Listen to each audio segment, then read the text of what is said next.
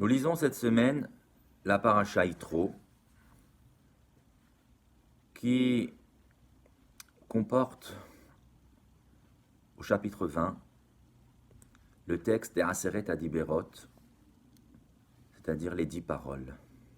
Cette paracha est donc extrêmement importante, et pourtant elle porte le nom de Yitro, qui est un converti.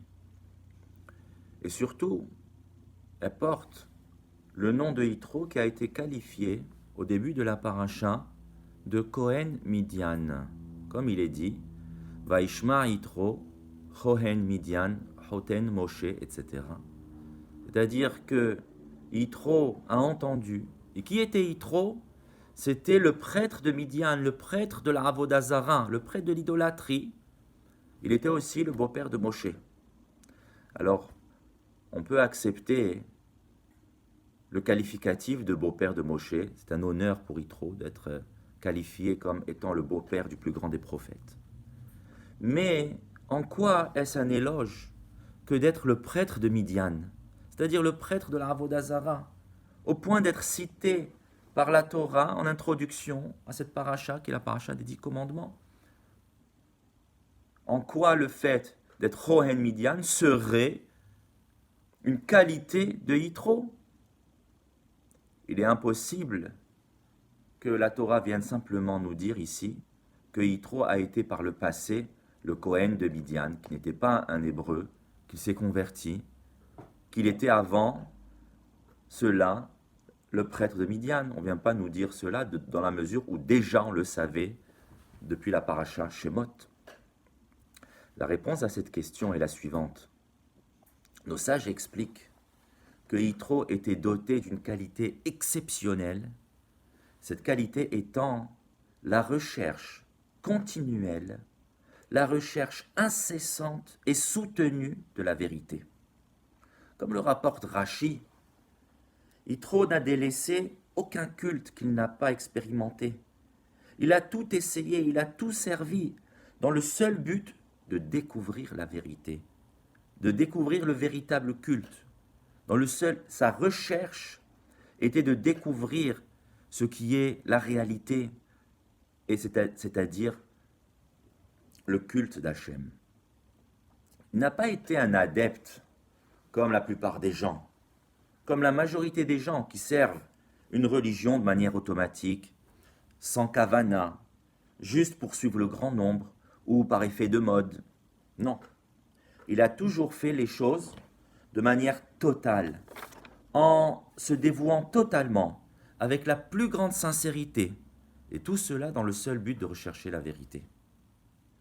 Alors, quand il a compris le caractère factice, le caractère vain et mensonger de la Avodah Zara, alors il n'a pas hésité à abandonner tous ses privilèges et toutes ses distinctions. Il était le Kohen Midian, il était un des personnages les plus illustres de l'Égypte, avec le pharaon et avec Iyov. Il faisait partie des 3 personnages les plus importants de l'Égypte. Il a quitté ce privilège. Il est arrivé à Midian.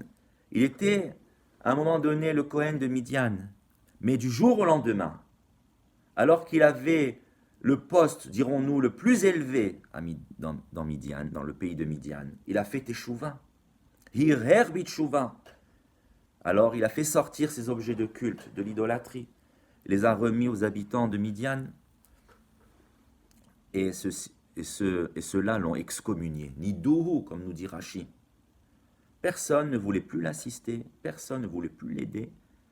Du jour au lendemain, il s'est retrouvé comme un paria du pays de Midian. Cela ne le dérangeait absolument pas, puisque son seul souci était la recherche constante de la vérité.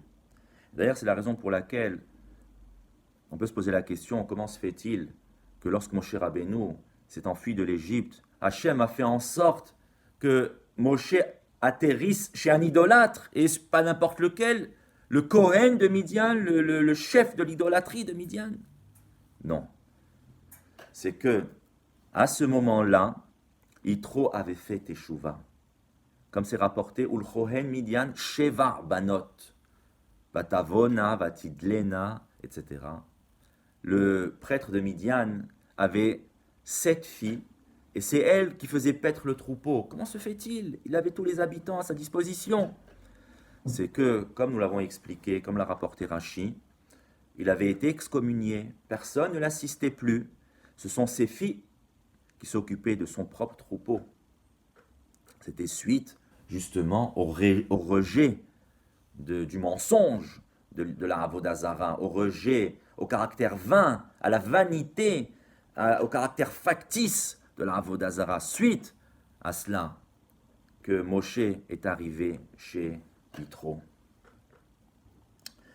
Rachi explique, comme nous l'avons dit, que Yitro n'a pas fait cas du déshonneur, parce que ce qu'il recherchait le plus, c'est-à-dire la vérité, la proximité avec le véritable Dieu. Nos sages expliquent, dans le Talmud, que Yitro s'est converti lorsqu'il est arrivé dans le désert, comme on le lit dans la paracha de ce Shabbat, et aussi qu'il s'est circoncis dans le désert. Comme c'est rapporté dans la paracha de cette semaine, Vaïhad Yitro. Que signifie le mot Vaïhad? C'est un terme un peu difficile à traduire.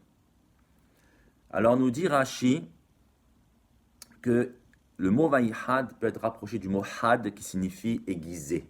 C'est-à-dire qu'il a fait passer un glaive aiguisé sur sa chair, c'est-à-dire qu'il a fait la circoncision.